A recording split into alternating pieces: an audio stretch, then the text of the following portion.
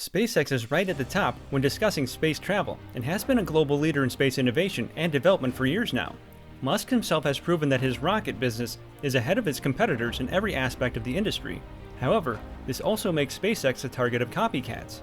In this episode, we will be discussing the relationship between SpaceX and the Pentagon. What really happened between SpaceX and the Pentagon? Stay tuned to find out. SpaceX was dismissed by Pentagon brass during its early years, but now the billionaire entrepreneur and his company are enjoying more success than ever in snaring Pentagon business.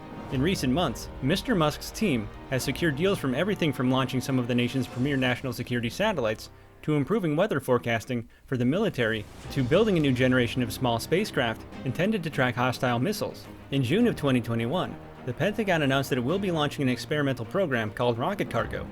The Pentagon Budget Office requested $48 billion for the feasible year of 2022 for the program. Rocket Cargo is a U.S. Transportation Command, or TRANSCOM U.S. Space Force and Air Force Resource Laboratory program for suborbital delivery cargo and a year point-to-point space travel. The program involves developing the capability to rapidly send cargo anywhere in the world on a rocket. This would involve reusable rockets that can perform propulsive landing on a variety of landing sites to deliver a C-17 worth of cargo within an hour. This is oddly similar to something Musk already has planned. Back in 2017, before the first Starship prototype was even launched, Elon Musk revealed his dreams of Earth-to-Earth rocket transport. At the International Astronautical Congress 2017, Elon Musk showcased a demo of the future in which Starship rockets would be able to transport passengers from London to New York in 29 minutes, and doing so for the same price as a full-fare economy in aircraft, he said. The idea was to launch the rockets with its passengers to an altitude somewhere in lower orbit, where air and wind persistence is virtually non-existent. This of course would allow the aircraft to exhibit incredible speed and enable it to cover 10 times the distance of the faster commercial airplane at a lower altitude. Southern California-based Space Exploration Technologies Corporate, the official name of the closely held company, also has worked with the Air Force and Army to demonstrate communication links, and recently it signed a Pentagon agreement to study the feasibility of using SpaceX's proposed deep space Starship transport, a giant capsule with built-in rocket engines, eventually to whisk cargo around the globe. Company engineers envision moving 80 tons between continents in minutes. From the beginning, Mr. Musk has said his ultimate goal was colonizing Mars, to provide humans a safe escape from Earth if necessary. But in the process, SpaceX amassed an order book of civilian launch contracts estimated to a total of $5 billion. It has also won contracts to supply the military with rocket launches and satellite prototypes, eventually worth an estimated $6 billion, and roughly $9 billion more in past and future National Aeronautics and Space Administration awards, primarily to ferry cargo and astronauts to the International Space Station. These totals are still dwarfed by the leading military suppliers. Boeing Company reported some $26 billion in revenue last year from its defense and space segments, while Lockheed Martin Corporation, the country's largest defense contractor, reported about $21 billion from its space and missile operations. Both companies also serve as prime contractors for major NASA programs, amounting to tens of billions of additional dollars over the years.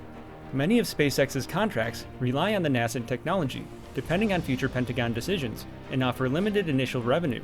But as Congress and the Pentagon increasingly pump money into an array of space programs, with classified projects growing the fastest, industry officials said in the next decade or so, SpaceX will be positioned for a multi-billion-dollar boost.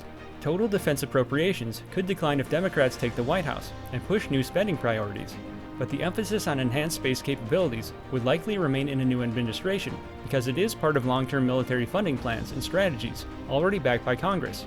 SpaceX's pivot towards national security programs is intended to piggyback on rockets and satellites the company already is building for U.S. civilian and commercial customers. NASA remains its top customer, but the company's evolving strategy, according to analysts and industry officials, is to adapt some of its current systems to new missions, such as tracking space debris, helping defend against superfast missiles, and providing secure communication links for U.S. warfighters worldwide. According to a veteran industry consultant, Roger Rush, SpaceX's leaders were persistent, did their homework, and did everything they needed to do to gain the military's trust. That persistence has paid off. Mr. Rush isn't working for SpaceX or its competitors. A SpaceX spokesman didn't respond to requests for comment. Marketing to generals, though, is very different from negotiating commercial contracts, in which SpaceX often has significant leverage because it charges so much less than rivals. Consultant Keith Volkert, who represents major satellite operators contracting with SpaceX, said Mr. Musk's team relishes telling his corporate clients they are, quite literally, just along for the ride. "We're not actually selling you a rocket," he recalls company representatives often saying. "We're selling you a bus, and you don't get to kick the tires." In less than 24 years, SpaceX has expanded from a handful of employees working in a converted warehouse near a strip mall to roughly 8,000 employees in facilities from Texas to Florida to Washington state. Inside the nation's capital, it has garnered a reputation as one of the most combative and successful lobbying outfits. By offering lower prices than traditional industry leaders, SpaceX became the country's top commercial and civilian launch provider. But that approach won't work with demanding military customers, who give priority to reliability and strict oversight rather than cost. Mr. Musk has lured private investors with plans to deploy thousands of small satellites as part of his Starlink venture, a commercial broadband project that industry and military officials say could eventually serve as a backbone for various global military applications, including surveillance.